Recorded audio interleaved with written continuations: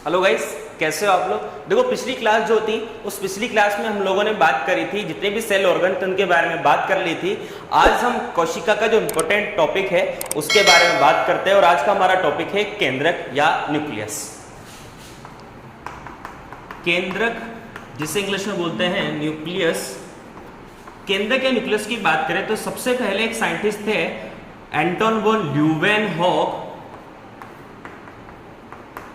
Leeuwenhoek नामक जो scientist थे, इन्होंने सबसे पहले जो मछलियां थी उस मछलियों की जो आरबीसी थी, उस मछलियों की आरबीसी में सबसे पहले केंद्रक को देखा।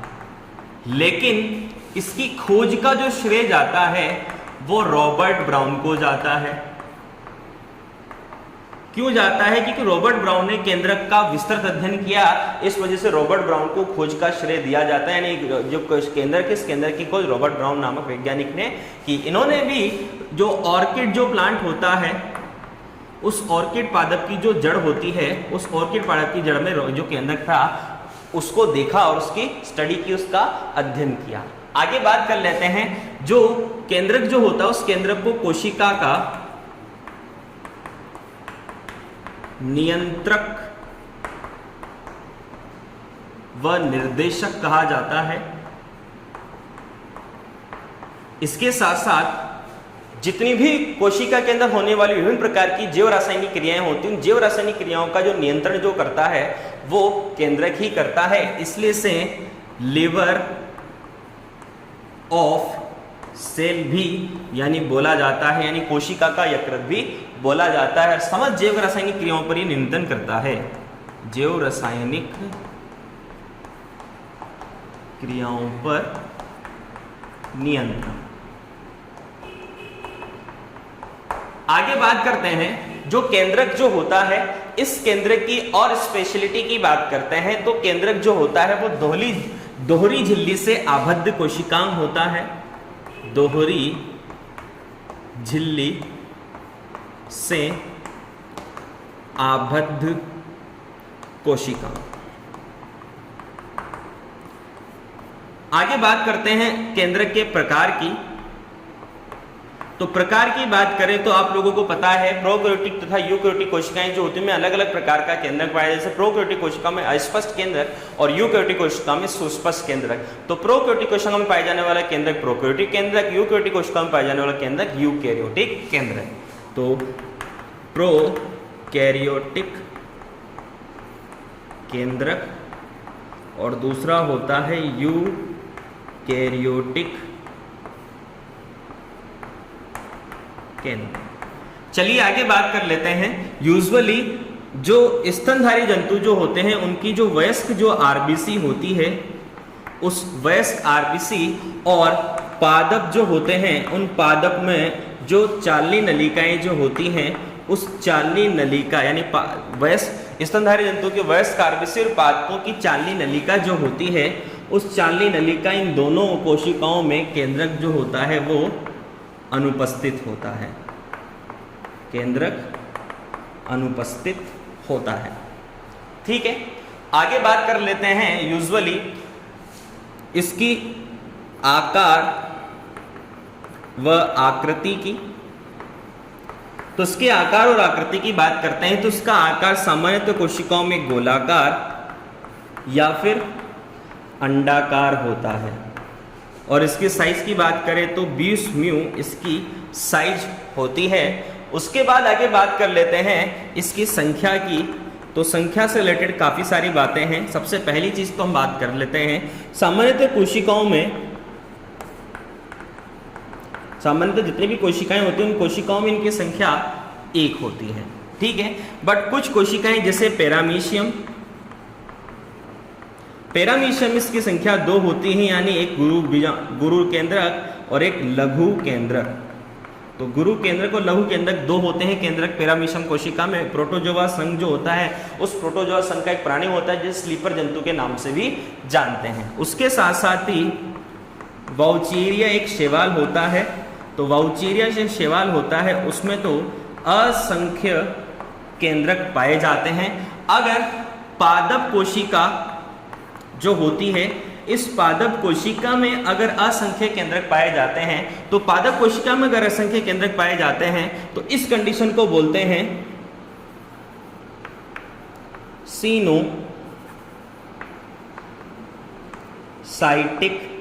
अवस्था।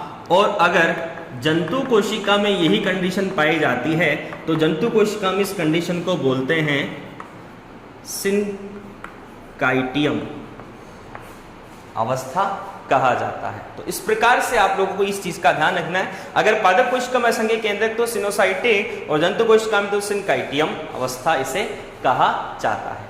चलिए आगे बात कर लेते हैं। इसके बाद बात करते हैं न्यूक्लियोप्लाज्मिक इंडेक्स, जिसे शॉर्ट फॉर्म में INPI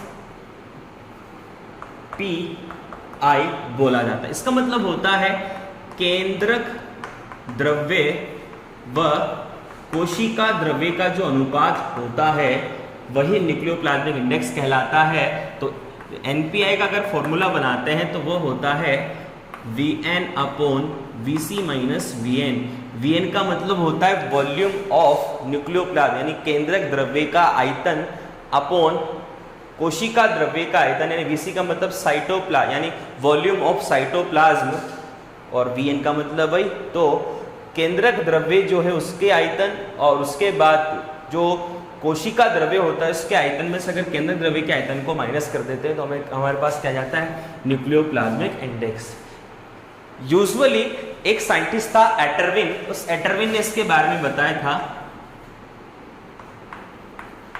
तो एटरविन ने इस न्यूक्लियोप्लाज्मिक इंडेक्स के बारे में डिस्क्राइब किया था। अब इसकी संरचना की बात कर लेते हैं। तो इसकी संरचना में 4 भाग दिखाई देते हैं। जैसे डायग्राम में अगर देखते हैं तो यूजुअली इसका जो डायग्राम होता है, सामान्यतः कोशिकाओं में आकार इसका गोलाकार होता है, तो हम लोग इसका आकार गोलाकार ही बनाते हैं। दोहरी झिल्ली से आबद्ध कोशिकांग होता है, इसलिए दोहरी झिल्ली बनानी पड़ती है। बाहर वाली जो झिल्ली होती है उसे बाह्य झिल्ली, अंदर वाली जो झिल्ली होती है उसे आंतरिक झिल्ली, और इन दोनों झिल्लियां जो होती हैं उसे कहा यानी दोनों झिल्लियां जो का निर्माण यानी कुल मिला के इसे केंद्रक झिल्ली कहा जाता है।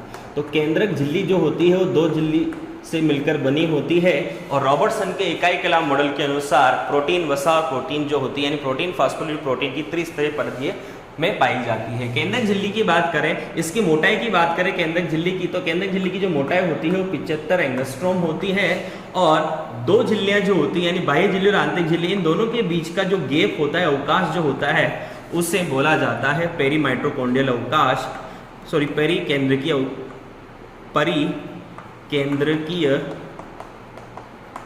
अवकाश इंग्लिश में बोले तो पेरी न्यूक्लियर स्पेस। और इसकी जो डायामीटर होता है यानी इसकी जो थिकनेस होती है वो होती है 150 एंगस्ट्रॉम।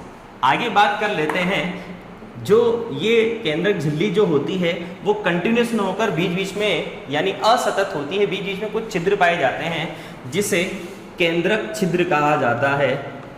केंद्रक छिद्र, इस केंद्रक के अंदर विशेष प्रकार का द्रव्य भरा होता है जिसे केंद्रक द्रव्य कहा जाता है। समस्त जैव रासायनिक क्रियाएं इसी में संपन्न होती हैं, यानी केंद्रक के अंदर होने वाली जितनी भी जैव रासायनिक क्रियाएं होती है उसका कंट्रोल इसी द्रव्य से होता है, केंद्रक द्रव्य। केंद्रक द्रव्य में तीसरी संरचना एक और पाई जाती है जिसे कहा जाता है केंद्रिका या इंग्लिश में न्यूक्लियोलस।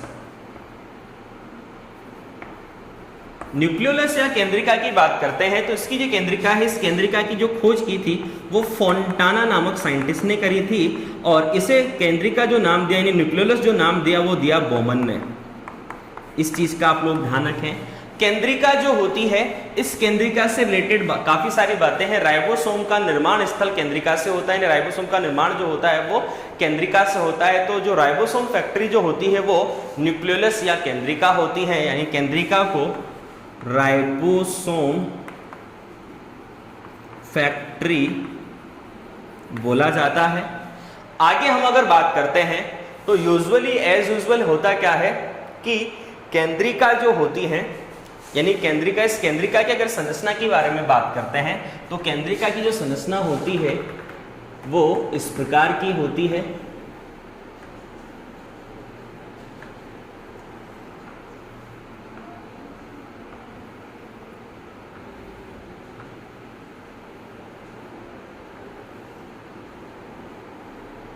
ये जो झिल्ली होती है इसे बोलते हैं पेरी न्यूक्लियोलर मेम्ब्रेन। इसमें भरा हुआ जो द्रव्य होता है उसे मैट्रिक्स बोलते हैं, और एक और नाम से बोलते हैं, इसे बोलते हैं पार्स एमोर्फा। आगे बात करें तो इसमें कुछ कणिकीय संरचनाएं पाई जाती हैं, और इस कणिकीय संरचना वाले भाग को कहा जाता है ग्लैंड्यूलर पोर्शन, और कुछ विशेष प्रकार की तंतुनुमा संरचनाएं जिसमें पाई जाती हैं। इस तंतुनुमा संरचना वाले भाग को कहा जाता है फाइब्रिल पोर्शन। ठीक है, इसके साथ साथ इसमें कुछ क्रोमेटिन फाइब्रिल्स भी प्रेजेंट होते हैं। Intra chromatin fibril. ठीक है, तो इस प्रकार से इसमें कुछ आरएनए जो होते हैं उस आरएनए फाइब्रिल भी इसमें प्रेजेंट होते हैं। तो आरएनए फाइब्रिल जो होते हैं वो भी इसमें उपस्थित होते हैं। तो इस प्रकार ये केंद्रिका जो होती है, इस केंद्रिका में विशेष प्रकार की कुछ संरचनाएं दिखाई देती हैं। आगे बात कर लेते हैं, केंद्रिका के बाद जो चौथा केंद्रक का जो भाग आता है उसे कहा जाता है क्रोमेटिन नेट, यानी क्रोमेटिन जाल। क्रोमेटिन जाल। अभी क्रोमेटिन नेट या क्रोमेटिन जाल जो होता है वो पूरे के पूरे कोशिका केंद्रक द्रव्य जो होता है इसमें फैला होता है, और ये क्रोमेटिन जाल का जो निर्माण होता है वो गुणसूत्रों के कुंडलित होने की वजह से होता है।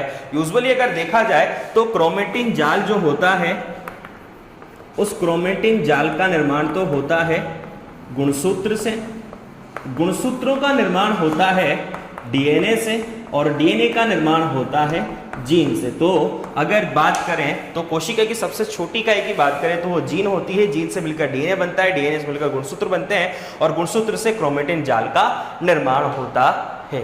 तो इस प्रकार से आप लोगों को इस चीज के बारे में ध्यान रखना है।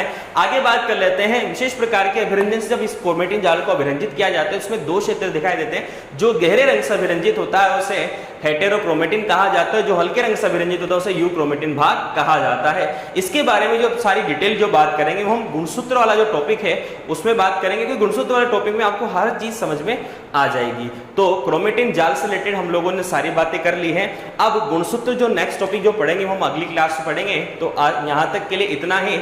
एक चीज और आप बात कर लेते हैं, जो केंद्रक होता है इस केंद्रक के कार्यों की ओर बात कर लेते हैं। तो केंद्रक का मेन कार्य तो जो होता है, जो कोशिका के अंदर होने वाली समस्त जैव रासायनिक क्रियाएं जो होती हैं उनका नियंत्रण केंद्रक की सहायता से ही होता है, और कोशिका जो होती है कोशिका का नियंत्रण और निर्देशक ये होता है। उसके साथ साथ केंद्रक में पाई जाने वाली केंद्रिका जो होती है उससे राइबोसोम फैक्ट्री कहा जाता है, राइबोसोम का निर्माण किया जाता है। उसके साथ साथ ही जो केंद्रक जो होता है वो केंद्रक कोशिका की हर जो जैव रासायनिक क्रिया होती है उस पर वो नियंत्रण दर्शाता है। तो कुछ कार्य हैं जो केंद्रक से रिलेटेड हैं।